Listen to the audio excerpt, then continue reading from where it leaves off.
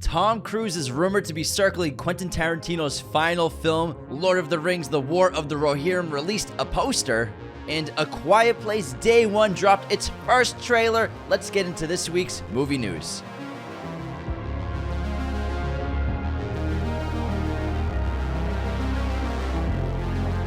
Hello, everyone. Welcome back to the show. James is back in Back movie in the news. studio. No longer on Zoom call. It's nice to have you. No longer. No longer.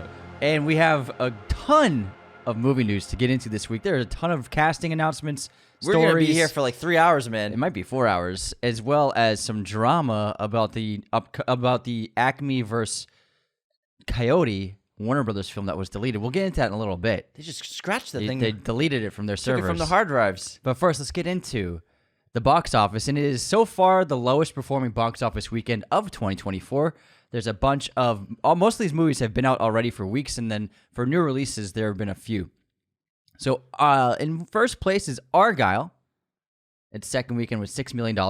Jesus. It's grossed only $26 million domestically, God. It's not doing very well. And the new debut this week was Lisa Frankenstein, the romantic horror film. This debuted with $4 million. Not a big gross at all, but it is a pretty small budget of $13 million, so it's not the end of the world. Yeah, I'm sure it'll probably make its money back. You know, Zelda Williams directed it and Diablo Cody wrote it, so I'm sure it'll find its audience, and I'm very intrigued by this film, so I think I'll check it out. Yeah, and then in third place, Jason Statham just won't stop keeping those bees, man. The beekeeper. With $3.4 million, people just keep coming to see this movie. Like its fourth weekend, yeah, right? It's doing well. It's doing well. It broke $100 million last week. Wow. It broke $50 million in domestically in North America. Have you seen it yet? I have not. I kind of want to. You should, man. I just haven't. I haven't. You should see it too. I was busy, but let's go see it, man. Yeah, we can do. I'm happy it's still in theaters. Next up, Wonka is still in the top 5 2 months later. My boy. 2 months. No, more than 2 months. It came out in mid-December. So Wonka is in fourth place with $3.1 million. It's just a great movie for the families. Migration, again, right behind it with $3.3 million this weekend. It's got those wings. Anyone But You. It's still It's like this. It's like we're in like a limbo of all these movies are in the box office. It's February, man. Nothing new's coming out. It hasn't changed. Anyone But You, $2.8 million adding to it. It's closing in on $200 million with its total gross. Very, very high performer. The Chosen came in 7th place with $2.6 million. Mean Girls, 8th place, $1.9 million. Dune! Dune was re-released in 2,000 theaters across the country, so you can go see Dune if you want to, in anticipation for the second film. It made a healthy $1.5 million for a re-release. Good for a re-release. Not bad. Yeah, and then American Fiction in 11th place with $1.4 million, adding to its sum. It's closing in on $20 million for the independent film, so great job, everyone. You know what I'm waiting on for this year for a re-release? What? Interstellar. Oh, it's the anniversary, 10-year right? anniversary. In June? July? Well, what month did it come out? I don't know. My poster just Something says like coming soon. But, you know, this is the year that it would be 10-year anniversary, so you bet your ass that we're going to do a re-release. I mean, yeah, I've seen so many comments about that on IMAX's page, so hopefully that'll happen. Now, there is I tried to get it out of that guy that runs the stuff at IMAX. Remember, I'm like, hey, so I know You're can't shaking him. I know you can't tell us, but is there going to be an Interstellar re-release in IMAX because I really want to go? You taped him to a chair. Yes. You start taking out his fingernails. I shine a big light on his face. There is a projection for Dune Part 2. They are saying that it's going to debut with $65 million in North America. It's pretty damn good. Great opening. I think it's going to be a hit. I think people are very excited about it, especially because the first one came out post-COVID, and people are unsure of going to theaters, so it only grossed, what was it, like $300 million, if that, not even? It made $300 million, and its opening weekend was 36. Yeah, it was pretty weak for how big it should have been. But it made $400 million. Sorry, I think the 400. anticipation is just through the roof for this movie, especially with this cast. So hot. Such a hot young cast. So hot. It's so hot. Can we get into the top stories? Because you take it away. This one was amazing when I found out about it yesterday. Tom Cruise is rumored to be circling to have a role in Quentin Tarantino's final film, The Movie Critic, which is also going to have Brad Pitt in it. So this is incredible news. Imagine, I mean, you wouldn't want to go any other way than to have fucking Tom Cruise in your movie, right? Like, if you're going to make one last movie for the rest of your life, and you're one of the biggest, most successful and iconic directors ever, of course you're going to do it with Tom Cruise. And I think this is just, he's such a big fan of Tom's, and Top Gun is one of his favorite movies from the 80s. And Tom Cruise, just like the biggest star ever. We gush on him all the time. And to go out with Tom and Brad in your movie, Holy shit. There's no rumor how big the role would be if it's Yeah. a small role, large role, starring role. No one really knows, even if it's true. Yeah. It would, as much as I love Tom's movies, it would be nice to see him in something that's not a big action movie for the first time since American Made. Yeah, I was going to say, because it's been, even that's sort of an action movie. Yeah, though. it has action in it. But before that, it was really, I mean, he's been so heavy in the action genre that I think people who haven't seen his earlier films don't know how great of an actor he is. He's just a fucking stunt guy now. He's awesome. He's amazing. He's the man. I love them all, but it would be cool to see him in a movie that's not an action movie. I agree. Yeah. Especially a Tarantino movie. Like him saying Tarantino dialogue. Oh my God. That'd be juicy. Just inject that into my veins. That's some tasty stuff right there. tasty. That's Nom, some nom, nom, tasty nom. stuff. I would love to see that. I would pay triple to see that. Also, just to have, I mean, Brad and Tom reuniting since Interview with the Vampire. Yeah. The 30 years. Oh my God. If their characters even interact. Yeah, that's true. I mean, it's a Tarantino movie. I mean, you gotta. That's too tantalizing to pass up. To get, I know, right? get them to Brad interact. Pitt and Tom Cruise having dialogue together for Yeah. the first time in 25 years. Yeah, you gotta do that. Holy shit. Oh man. Now that would be a hit. That would be a massive hit. it would be his biggest hit, I bet, For if he gets sure. them both. It would. Imagine them on the poster. I'm crossing my fingers, man. Next up, another film that's coming out soon, Lord of the Rings, The War of the Rohirrim. It comes out later this year. Revealed its first poster. This is our first official look at the film. It's an animated feature, and it looks really cool. I love the animation style right here. I'm just super excited to have Warner Brothers involved. I think that this could be really something special. I think there's a lot of potential. We're going to have to wait quite a while. It doesn't come out until December. Yeah. December 2024. We might be getting a trailer in the next couple of weeks. It got pushed back. It was one of those movies, well, many of the movies that got pushed back to later dates because of the strike. Yeah. But I think that this has so much potential, and with Brian Cox leading it. Like, yeah, I think we're about to see a massive boom and surge of Lord of the Rings Middle-earth content in films and TV, in gaming. So I'm pretty excited about a lot of it, even though Rings of Power was a very disappointing project for pretty much every Lord of the Rings fan that exists, except for like 17 people that got paid to watch it. But you talking about that influencer meetup? they didn't even watch it. I love Lord of the Rings. Gushing over it. I could change Sauron. Aragorn is my favorite character. Come on, they shipped Galadriel and Sauron. Like, what the fuck are we doing here? Anyways, let's move on. Finally, Francis Ford Coppola, Daddy, is coming out with a new fucking movie. It's been so long. This century, he's just been very quiet making wine for the most part. But he's finally got a movie, a passion project of his coming out. We all know about it. Megalopolis. The cast is absurd. And the first teaser image came out. It's really interesting. It seems like early evening, and this massive statue has fallen against the side of a building. Very eerie, very ominous, but also a striking image. And I cannot fucking wait to see this movie because Coppola, he's the guy. Come on. Like, he's one of the best filmmakers ever. He had the best forerun in history with Godfather, Conversation, Godfather Part 2, and Apocalypse Now. Like, who the fuck does that? Francis Ford Coppola. He's Daddy. He's killing it, man. I cannot wait to see this man's next movie. I just went to the Godfather exhibit yesterday at the Academy Museum. Oh my it was God. so second time going there. It's still incredible. I adore Francis Ford Yeah. Coppola. I cannot I love the wait. guy. I cannot wait. Have you looked at many behind the scenes photos? of Megalopolis? Yeah. Not really. I'm trying to keep myself just as in the Shia dark as LaBeouf's possible. character looks very interesting. I was talking about that with someone the Yeah. other day. Yeah. I'm really looking forward to this. The blending of the ancient Rome's culture into contemporary times. I think it's such a brilliant concept. Yeah, because the concept, if you don't know, if ancient Rome never fell, if it was still going And strong, if it's like even further still in chugging time, along, yeah, like Thomas the Train. God, still building aqueducts. I think I can. I think I can. Next up, we have news of an upcoming Predator film.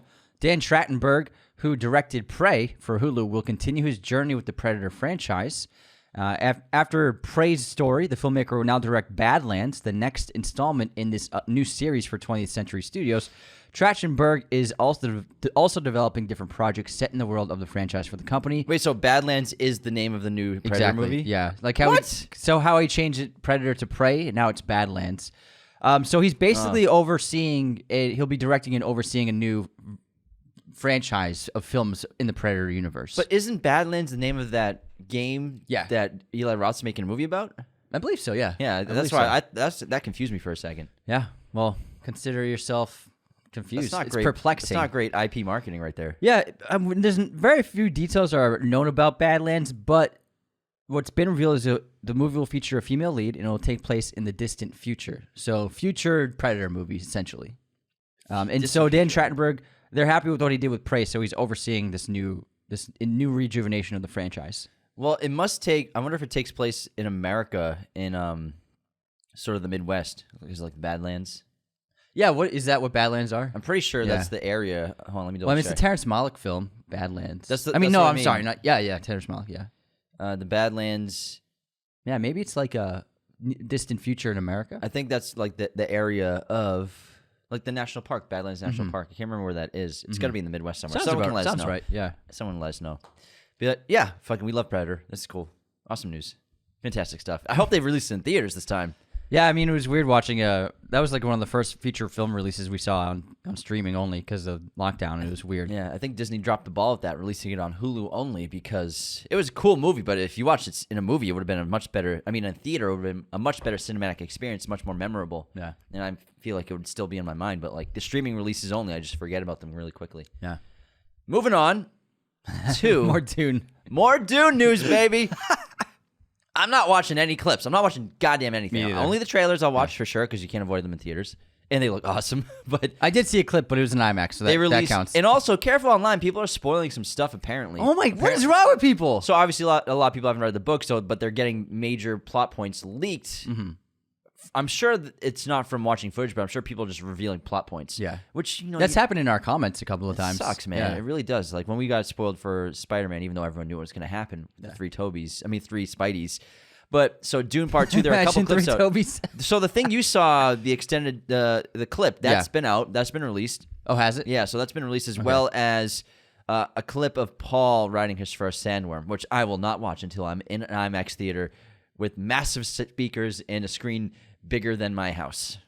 I can't wait. Yeah, I'm not watching this either. It's a 5-minute clip. But I'm sure it's cool. It's a big look at the film, and that's a major moment. Man, Hell yeah. can't wait to see that. Can't wait. 25th, baby. 2 weeks. Oh my God. 2 weeks. So close, man. All right, I'm not sure if you knew about this news about the Jurassic World sequel with I saw it. with David Leitch. I saw it, yeah. So David Leitch was announced on like Monday to be the next director of the next installment in the Jurassic World franchise, and then 2 days later he left for creative differences. Probably saw the script. He's like, nah, bro. What? Giant insects again? I have no idea. I've never seen a turnaround like that where a director is announced in a project and then leaves the project. It's like Bill Belichick when he was the coach of the New York Jets for a day. A day he signed it on a napkin. I retire. I quit. Yeah, nobody knows really what's going on except for just creative differences. I'm sure Leach wanted to do something that I guess they didn't like. I don't know. I'm not sure. It's weird. I'm sure he probably got to look at what the story was going to be. Yeah, and he probably wanted to do something, and they were like, "No, we need you to do what we want you to do." I mean, you don't say no to Jurassic World for. Exactly. Yeah, That's a good gig. That's a good job. it's a cushy job. That's a cushy, Dinosaurs, generational bro. money job. Dinosaurs, bro. That's a good. That's a them. good job. But hey, he must not like what they're working with, or Yeah. maybe you want to do something different because he's a cool director. I like him right now. He's a cool dude. So we got some interesting news from Spike Lee, who we all know has remade Old Boy, and it was not a great remake. It was one of those unnecessary remakes. It's a solid movie, but if you've seen the original, then it's hard to watch. Fine, yeah. It's fine. Now, Spike is going to remake another film. This time, he's going to make Akira Kurosawa's masterpiece, High and Low, with Denzel Washington. Now, I don't know how I feel about this because I don't love seeing movies like that, like great masterpieces like Old Boy getting remade, especially, just in America, just to, let's remake a movie because it's just a masterpiece. Because High and Low really is a sensational film. It's an all-timer. But I do love Spike, and I do love Denzel, and I feel like, High and Low is a pretty old movie compared to Old Boy. Old Boy was the century, Yeah. you know what I mean? They remade it 2000, like 12 years yeah. after it came out. Yeah. It was 2005 that Old Boy came out. And, Oh my God, really? Yeah, Wow. and then they made the remake in like 2013, I believe. Yeah. I feel like a lot of time has passed where it's not a terrible idea to make a remake. And also, the studios are just going to studio, so they're going to just remake stuff over and over again. This is something that we just have to get used to. There's nothing we can do about it. It's just not. It's never going to end. Mm-hmm. I'm going to remain optimistic because Spike will be with Denzel in this versus Spike with like Josh Brolin. Josh Brolin's great, but I think when Spike and Denzel work together, it's really just, they know what the hell they're doing and they have such great chemistry together creatively. So I don't hate the news, but I don't love it at the same time. It's just I feel very mixed about it. The thing about High and Low is remakes happen all the time, but it's fine to, I think it's fine to, if you want to remake a movie that maybe wasn't the greatest movie or something that could really be improved upon. Especially in the genre, yeah. Especially in the genre and maybe with visual effects. And it's a kidnapping film, FYI, if anyone's never seen it. It's the kidnapping film. It's the best one. And especially with modern contemporary technology and filmmaking techniques, how you can improve upon something that maybe something didn't look good, or like King Kong, like Peter Jackson's King Kong was cool to see. You know what I mean? Because the modern technology was there, and to see an updated version of the story was fantastic. You know what I mean? That's a great remake of an all-time classic. High and Low, I mean, it's just such a strong movie. It really is like top 20 movies ever made. I don't really see the reason to remake it. There's not much that can be added to it. And also the thing with High and Low is the setting it's so vital to that story working. The setting of that town, of that city. It's instrumental. And so I'm not sure how they can make it work with some of the major beats of that film. We'll see. I mean, Spike Lee's an all-time director, and Denzel's one of the greatest actors to ever live. So I'm sure it'll be good, but I'm just not sure if we need a remake of High and Low. It's just, you can just make a new kidnapping movie. Yeah. You know what I mean? You don't need the IP of a masterpiece from Kurosawa. It's not like the kids are like clamoring for a High and Low remake. I feel like that a studio probably just went on Letterboxd top 20 and were like, let's make something. Let's make something. What can we make? I mean, what's next? 12 Angry Men again? I mean, I don't know. Well, it already got remade. I know, in the that's why I 90s, said again. But that's why I feel very mixed about this. Because I love Spike, but Old Boy, his remake did not do it for me at all. Mm-hmm. It did not do it for me. Because I was just watching this, like, the whole time I watched that movie, I'm like, why did they make this? Why? What's the point? It wasn't the vibe, man. It wasn't the vibe. No. Let's move on to another interesting vibe. So it looks like we're in a boom of monster movies because obviously we know Guillermo del Toro is making a Frankenstein film. Now Maggie Gyllenhaal is also going to be making a Frankenstein film, and Christian Bale will be playing Frankenstein's monster. Even though there's a lot of confusion on the internet when this got released, a lot of headlines ran, Christian Bale will be in Frankenstein, and then a photo of him with Frankenstein. And next so to I him. saw some saying he's playing Frankenstein. So people are confused. Is he playing Frankenstein or the monster? And this is why we always talk about people get confused because studios and corporations, they never really, they just call the monster Frankenstein. It's the headlines. Yeah, but it's a journalist. But even when you go to the costume store, it's a Frankenstein costume, and it's just Frankenstein. Yeah. The monster. I mean, it's the monster, but it's not Frankenstein. Yeah. So everyone's been confused about this for like 100 years, I think. And this is just even more confusion. But Christian Bale is going to be the monster. Maggie Gyllenhaal is directing with Jessica Buckley and Penelope Cruz also starring. Jessie Buckley. Yeah. Hold on, I need to get these glasses. Get those checked. glasses fixed. Font's too small. It's Apparently, Christian Bale will be shaving his head for the role. nice. That's what's been told. I hope so. Gonna make it look different, at least, I guess. Please. An improvement over Gore. A shaved Christian Bale. Nice. Speaking of Christian, it was actually a big news story in L.A. Yesterday. He's been working on a project to build 12 foster homes for kids in L.A. Oh, I saw that. And they finally broke ground yesterday and started the construction of the 12 structures to house foster kids. And he's been working on it for 16 years, trying to get the development underway. And it was really sweet. I saw this interview he did on the news, and he said he's been working on it since his daughter was 3 years old, and he just thought, like, these kids need homes to live in, and there's so many. Apparently, LA has the most foster kids in the country, and so he wanted to do something to help. So I think I know why he did Thor: Love and Thunder. What a sweet guy. So yeah, and he's going to be in Palmdale, California, which is just north of LA. Oh, that's where we shot Midnight Ruin. Yeah. Next up, we have some Ryan Coogler news. His secret film with Michael B. Jordan has been revealed With to who? be Michael B. Jordan. Yeah, sorry. Get off my back, You man. said it in like one syllable. Michael B. Jordan. WB has acquired the rights to the duo's next film. It's going to be, like the rumor said, a vampire film. It takes place in New Orleans in the 1930s, and Michael B. Jordan would be playing twins. Is that confirmed? Yes. When did that get confirmed? Yesterday. Did it really? Yeah. Twin vampire. I think he's playing twin vampires. Maybe one's a vampire, one's not, but he's definitely playing twins. Interesting. Yeah. And so 1930s New Orleans is also confirmed. Yes. Very cool. Yeah. And so, I mean, New Orleans was heavily used in Interview with the Vampire. True. Another great vampire it's an film. interesting point. Well, it's a very interesting city and place because of like the spirituality and like the undead sort of culture there, the voodoo culture. Sure. It's really interesting. So I think it kind of fits. It really does. It's cool to see Coogler do a genre film like this. I like that. Hell yeah. I'm down. Very cool. Very cool. All right, let's move on to a secret Matthew Vaughn film with Hemsworth and Rockwell. Even though Argyle bombed, he's still getting jobs. So this action film is entirely secretive. No details have been revealed, but it's in the works. Chris Hemsworth. Is it Chris Hemsworth or Liam's? Chris Hemsworth. Chris Hemsworth and Sam I Rockwell. just figured like Liam. Poor guy. He made his money. He made his money. Yeah, he's Hunger Games. He's Gale. So Matthew Vaughn filmed this in secret with Rockwell and Hemsworth, and apparently a cast of. Oh, they already filmed it? They already filmed it in secret. And Who do you think he is? Ty West? that's the year of Matthew Vaughn, apparently. It's an action science fiction film. That's all he said about it. He talked about it on the Happy Sad Confused podcast the other day and revealed it. And this was news to everyone outside of like the insiders of Hollywood who knew this was being made. And they filmed it already. It's already done. I wonder what the budget is. I don't know. I like the idea of like things being filmed in secret. I think it's cool. too, yeah. It's fun. It builds hype. But there's no details outside of it being an action sci-fi genre at all. That's it. Interesting. It's called Project X right now. Maybe he'll change it, but right now it's just called Project X. I would change it because that's already the name of party it. movie. Yeah, the party movie Yeah. with Miles Teller. Let's Next. move on to some Swiftie news. Swifties! Taylor Swift has announced that she's going to make her directorial feature debut. She's already directed music videos and short films.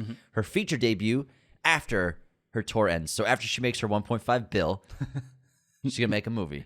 So congratulations to Taylor Swift. What can't this woman do? Nothing, man. Who knows? Nothing. She's killing it, man. And she'll probably be at the Super Bowl today. Oh, the Super Bowl's today. That's Today. right. I Yeah. totally forgot the Super Bowl was You today. know that's going to be like, the camera's going to cut to her at least, I'm calling 50 times. At least 50 times. That's great marketing. Who's the performer? I can't remember. I don't remember I either. can't remember. It was someone. I think it's Bruno Mars, maybe? No, I think it was a female performer. Oh, yeah? I can't remember. When was it? It was announced a while ago. It was announced, yeah. Wasn't it two guests?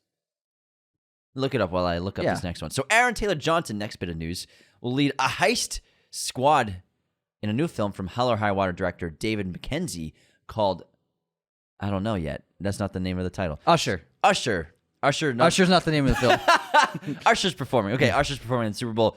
So Aaron Taylor Johnson will lead a heist movie from director David Mackenzie. And it's, I believe I read the synopsis, there's an earthquake and he takes advantage of the time to make a heist. It's something like, a bomb.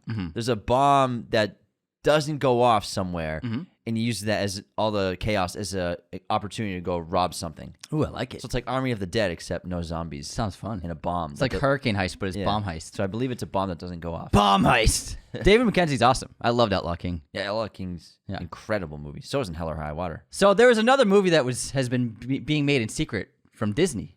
So Moana 2, nobody knew the sequel was being made, and they just dropped a photo of it, the first still of it the other day. Animated sequel? Animated sequel. Oh, wow. Nobody knew it was being made. I had no idea either. So they just, another secret reveal. They dropped the first image, and it's going to come out this fall. The Interesting. film. Wow. Yeah. Nobody knew it was happening. Wow. The cast is coming back. It's a sequel to the film, and Disney just kind of just kept it under the radar. Isn't the live action coming out this year too, or is that next year? I believe that's next year. I think they're still working on pre-production of that. Pretty crazy. Yeah. Because I know they cast the lead actress, but they haven't announced her yet. Mm-hmm.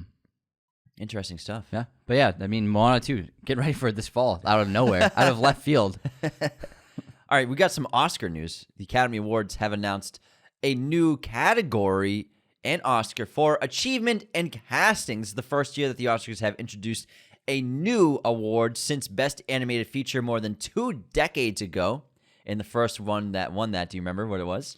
For Best Animated Feature? Shrek. Shrek was the Shrek. first movie to win Best Animated Feature at the Academy Awards. Somebody once told me that the world was gonna know me. Now, this will be presented for the first time in 2026, so it'll be a couple of years, but finally, casting directors will get some recognition at the award season. And we mentioned on Movie News a couple weeks ago, the BAFTAs have been doing that for years. Yeah. And I thought that was cool. Maybe the Oscars does listen to our podcast. And maybe they'll finally get a stunts category in They there better. in a couple of years. I wonder why you have to wait till 2026 for this to actually go into effect.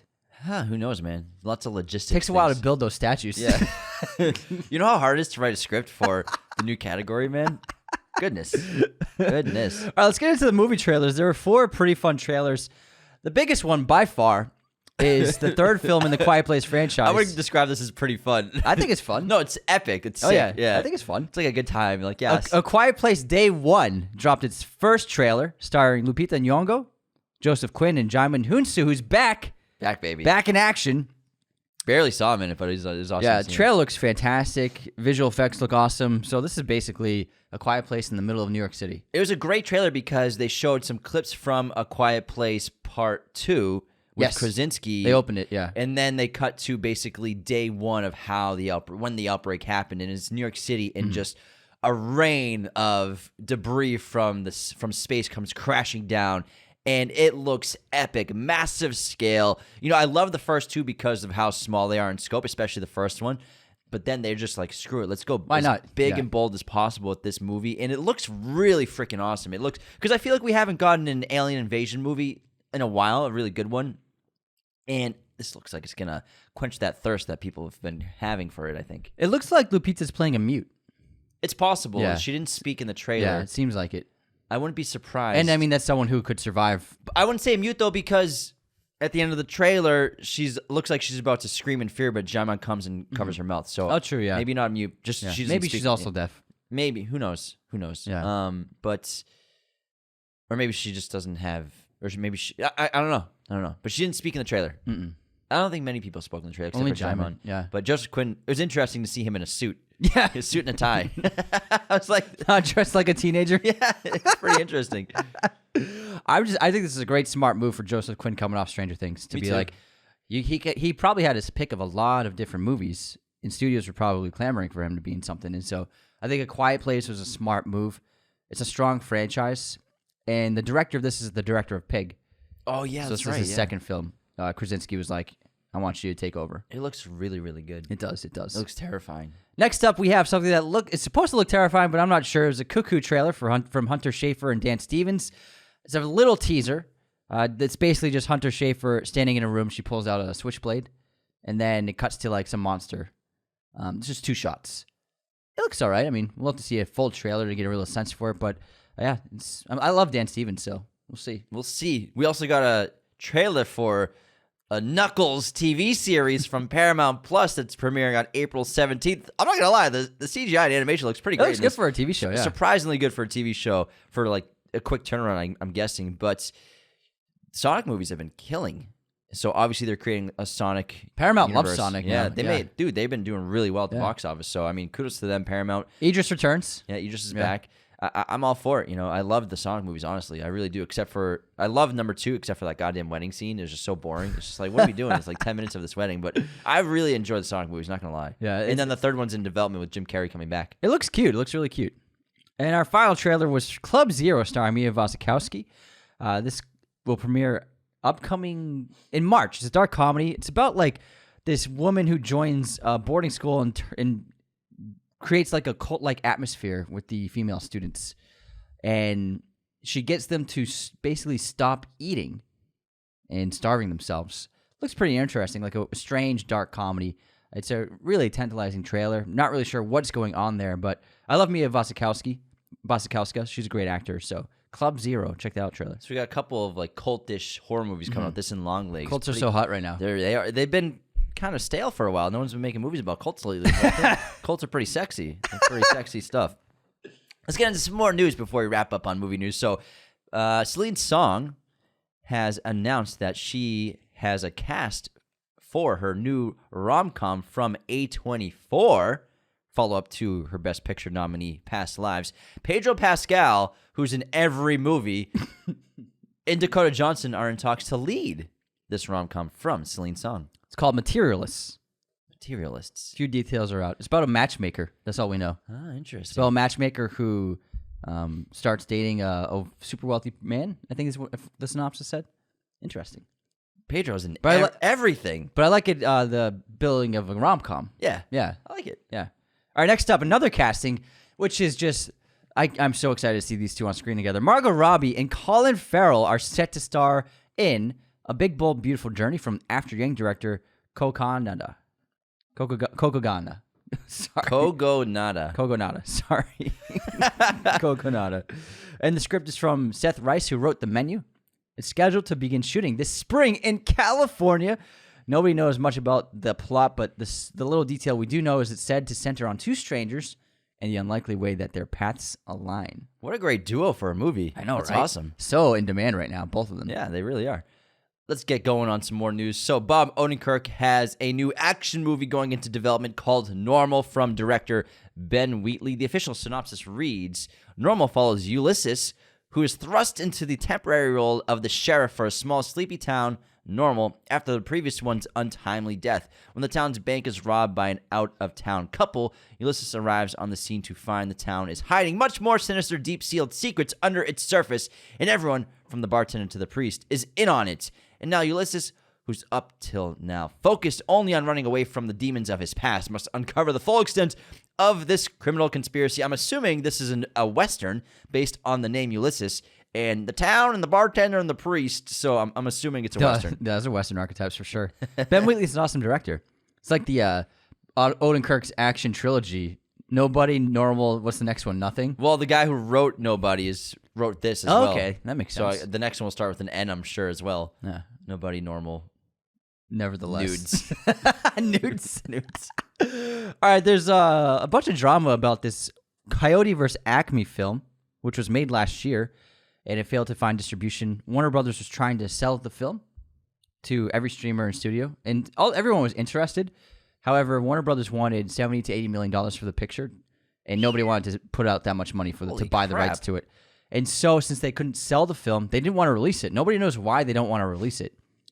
Warner Brothers decided to shelve the film, and they're going to delete it from their servers, so it's going to cease to exist very soon. Probably tax break reasons. Yeah, something like that. It was made for a pretty decent budget.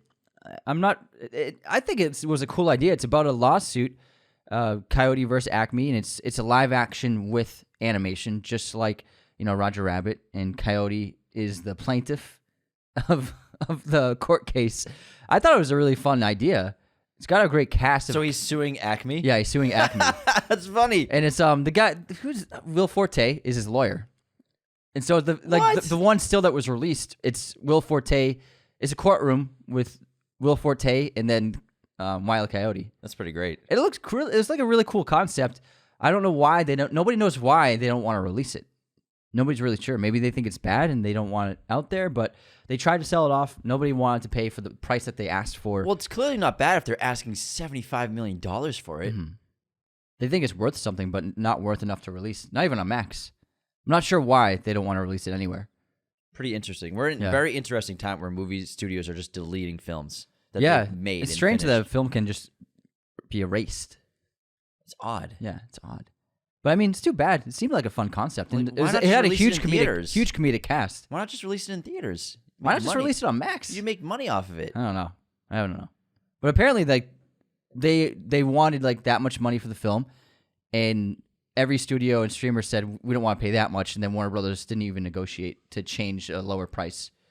So damn, they were like, take it or leave it. Pretty odd stuff going on at Warner Brothers. Yeah. Pretty odd stuff. But let's talk about our final bit of news from Charles Melton. So he's in talks. Melton. What did I say? Menton. Thank you for the correction. Charles Melton is in talks for A24 war film from directors Alex Garland and Ray Mendoza. So Charles Melton's talked to join this from The Hollywood Reporter. The film hails directors Garland and Mendoza, who will helm the ensemble film from a script they co-wrote. Mendoza would serve as the military supervisor on Garland's Civil War. Sorry, I'm butchering this. Ray Mendoza served as the military supervisor on Garland's movie Civil War, which comes out this month? April. Yeah, April. April. So he's going to do another war film for A24. I'm sorry for making that an insanely confusing read. It's okay, man. It's okay. I was just all over the place on that. Nobody knows the details about the film, but I guess Mendoza was instrumental to Alex Garland making Civil War, and I imagine they came up with the idea together and were like, let's just do this together. Yeah, probably. Yeah, because Civil War looks like a huge, huge movie. Yeah, $90 million budget. Damn. A24's biggest film. Charles Melton's fantastic, and he's a super talented actor, and he killed it in May, December, so I'm looking forward to seeing his next steps in his career. Very cool. Yeah. All right, that wraps movie news, everybody. Thank you so much for tuning in. Don't forget to get tickets to our live show in Boston, Massachusetts on April 18th. Doors open at 7 p.m. at the Middle East. You can also become a patron today at patreon.com/Raiders of the Lost Podcast to get awesome perks like bonus episodes, all kinds of goodies. And also leave those 5-star ratings and reviews on Spotify and Apple. Don't forget, at 5,000 reviews on Apple, I will get a tattoo of whatever Anthony chooses. You're going to make some videos about that. I should market that. Yeah. Because that could That could be cool. And you want Apple reviews or Spotify? Apple. Apple, okay. Yeah. You gotta get Apple up. Ratings, not reviews. Ratings, Yeah, ratings. ratings. Yeah, Yeah, ratings. ratings. Apple ratings. Apple ratings. Just those 5-star Apple ratings. Yeah. Just bump those numbers up. Bump those numbers up, everybody. Thank you for tuning in. See you next time, everyone. Raiders of the Lost podcast is a mirror image production. Sound mixing done by Jacob Kossler. Opening music by Chase Jackson.